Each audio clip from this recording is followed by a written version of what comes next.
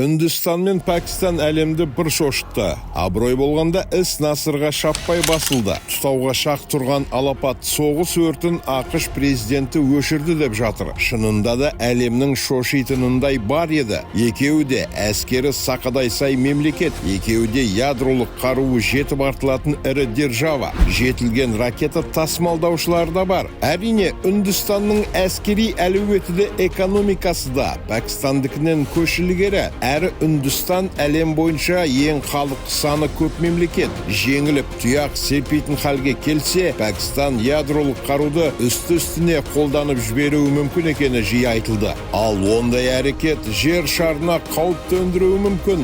Қысқасы, екі жағы ракетамен біраз атысып барып тоқтады. Әскерилердің ішінде де, бейбіт тұрғындар арасында да қаза болып кеткендер аз емес.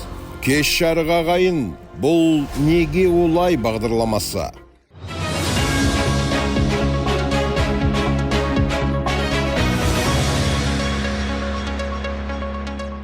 Үндістан мен Пәкістанның арасында бұрыннан келе жатқан дау жанжал бар. Ортадағы Кашмир аумағына бастары сыйыспайды. Кашмир мұсылмандар басым тұратын аймақ. Бұл өңірге Үндістан мен Пәкістан толықтай ие болғысы келеді, бірақ қазір ол екі елдің бақылауында бөлініп тұр. Мұнда 1989 жылдан бастап Үндістанға қарсы көтеріліс басталғалы бері ондаған мың адам қаза болды. Соңғы жылдары зорлық, зомбылық азайғанымен қазіргі жағдай қайта ушығып отыр.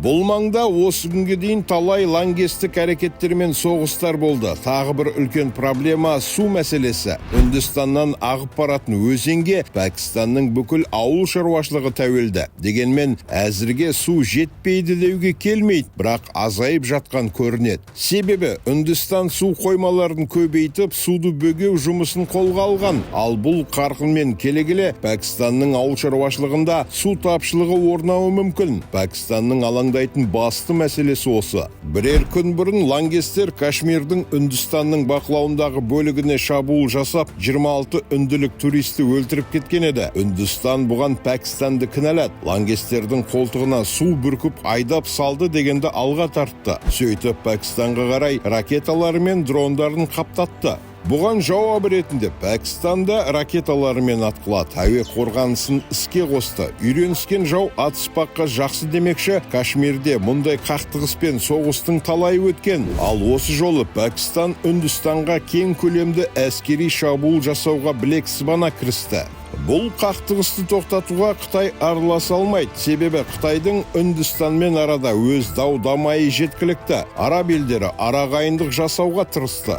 Іс Насырға шабатын сәтте араға ақш президенті килікті. ақш президенті Дональд Трамп дер кезінде араласып, бір-біріне анталап тұрған екі елді тыныштандырды. Яғни қақтығысты тоқтатты. Енді арада келіссөздер басталды. Америка Құрама Штаттарының делдалдығымен өткен ұзаққа созылған түнгі келіссөздерден кейін мен Үндістан мен Пәкістан толық және дереу оқ атуды тоқтату туралы келіскенін қуана жариялаймын. Екі елді де құттықтаймын, деді ақш президенті. Қазір Үндістан мен Пәкістан арасында атыс тоқтап, тыныштық орнады. Екі жақ атысты тоқтату туралы келісімді 10 мамырда жасады. Негізі тыныштыққа ақштың қысымымен қол жеткізілді. Оның алдында екі ядролық держава бір-біріне зымырандармен, дрондармен соққы беріп, соғыс басталған. Негізі Үндістан мен Пәкістан арасындағы қақтығысқа әлемнің алаңдағаны соншалық, Ресейдің Украинадағы соғысы жайлы әңгіме бірнеше күнге тасыда қалып қойды.